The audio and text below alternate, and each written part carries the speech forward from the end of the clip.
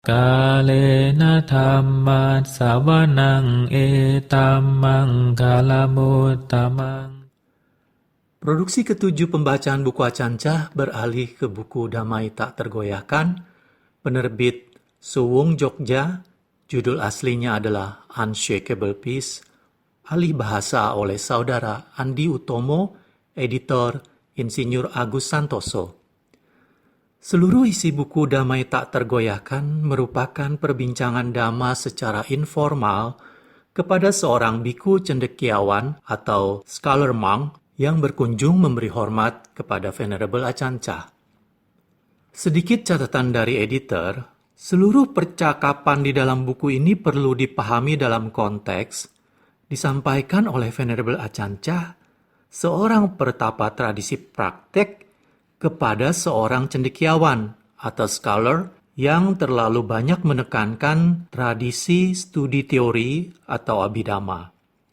Namun Acancah sendiri menyatakan bahwa kendati beliau tidak studi secara luas, tetapi saya memang sudah belajar cukup buat lulus ujian teori Buddha. Juga, beberapa kali Acancah mendeskripsikan Dhamma sebagai "it's not anything", melampaui tradisi abhidhamma yang berpendapat bahwa masih ada sesuatu pada realitas unlimited. Namun saya mohon kepada teman-teman untuk tidak menilai isi buku ini sebagai pertentangan antara seorang ahli meditasi dengan ahli dhamma. Karena sesungguhnya antara teori dan praktek harus berjalan paralel.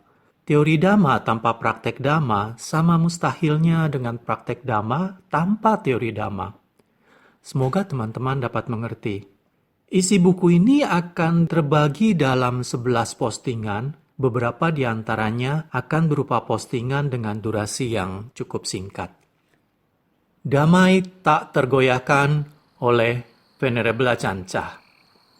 Seluruh alasan untuk mempelajari Dhamma, ajaran Sang Buddha adalah guna menyelidiki cara mengatasi penderitaan serta mencapai kedamaian dan kebahagiaan.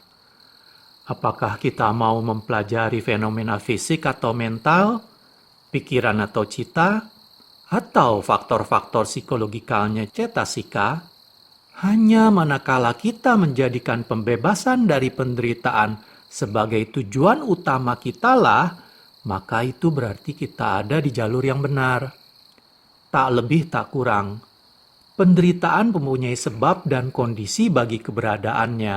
Harap dipahami dengan jelas bahwa sesungguhnya saat pikiran ini diam, ia ada dalam keadaan alaminya, keadaan normalnya. Namun begitu pikiran ini bergerak, ia menjadi terkondisi atau sangkara.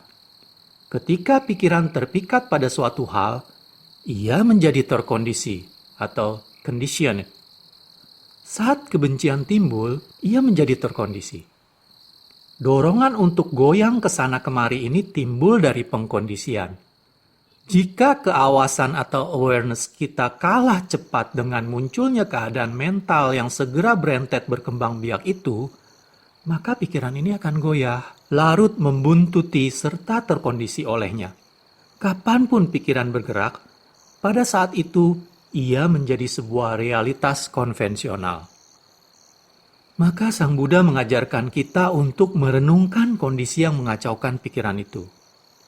Kapanpun pikiran bergerak, ia menjadi tidak stabil dan tak permanen atau anicca, tak memuaskan, dukkha, dan bukan sebuah diri, anatta. Ini merupakan 3 corak universal dari semua fenomena yang terkondisi. Sang Buddha mengajarkan kita mengamati serta mengkontemplasikan pergerakan pikiran ini. Demikian pula halnya dengan ajaran mengenai sebab musabat saling bergantungan atau paticca samuppada, kekeliru tahuan atau awija merupakan sebab dan kondisi timbulnya bentuk-bentuk karma, kehendak atau sangkara, yang mana kemudian menjadi sebab dan kondisi bagi munculnya kesadaran atau winyana. Lalu merupakan sebab dan kondisi bagi munculnya batin dan jasmani, nama rupa, dan seterusnya, sebagaimana yang kita pelajari dalam kitab suci. Sang Buddha memilah setiap mata rantai agar membuatnya lebih mudah dipelajari. Sebenarnya ini merupakan penjelasan yang akurat dan teliti tentang realita.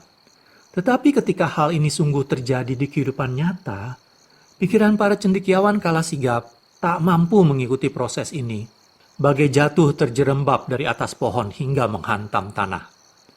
Kita tak lagi tahu berapa banyaknya ranting yang telah kita lewati sepanjang proses jatuh itu. Sama seperti tak kala pikiran ditubruk oleh suatu kesan mental, apabila tergiur olehnya, maka pikiran ini segera melayang-layang ke dalam suasana batin yang menyenangkan. Ia menganggapnya sebagai suatu hal yang baik tanpa menyadari rantai kondisi yang menyebabkannya. Urutan proses ini memang berjalan sesuai dengan uraian dalam teori. Namun pada saat yang sama, ia juga melampaui batas-batas teori tersebut.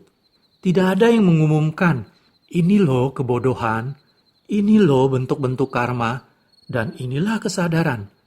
Proses tersebut manakala sungguh sedang terjadi, berlangsung begitu cepat. Tak lagi memberi kesempatan bagi para cendekiawan untuk membaca tabel itu. Walaupun Sang Buddha telah menganalisa dan menjelaskan urutan momen-momen pikiran dengan amat rinci, namun bagi saya kejadiannya lebih mirip seperti jatuh dari pohon. Tiada lagi kesempatan bagi kita untuk memperkirakan berapa meter kita telah terjatuh. Apa yang kita ketahui cuma kita menubruk tanah dengan keras, dan itu menyakitkan. Begitu juga dengan pikiran ini. Saat ia terjatuh untuk suatu hal, apa yang kita sadari hanyalah rasa sakitnya. Dari manakah datangnya semua penderitaan ini? Rasa sakit, kesedihan, dan keputusasaan. Mereka tidak datang dari teori yang ada dalam buku. Tiada dimanapun jua tempat rincian penderitaan ini dituliskan. Penderitaan kita takkan sama persis dengan teori, tetapi keduanya melintasi jalan yang sama. Jadi sekedar kecendekiawanan itu saja tidaklah bakal mampu mengikuti kenyataan. Itulah sebabnya Sang Buddha mengajarkan kita untuk mengembangkan pemahaman yang jelas atau clear knowing bagi diri kita sendiri. Apapun yang muncul dengan diketahui. Manakala yang mengetahuinya sejalan dengan kebenaran atau truth, maka pikiran ini beserta faktor-faktor mentalnya pun bakal dikenali sebagai bukan milik aku, dan pamungkasnya, semua fenomena itu adalah cuma untuk ditinggalkan, dibuang layaknya sampah. Kita mesti jangan melekat atau memberi arti apapun padanya. Kalena dhamma savanang etamang kalamutamang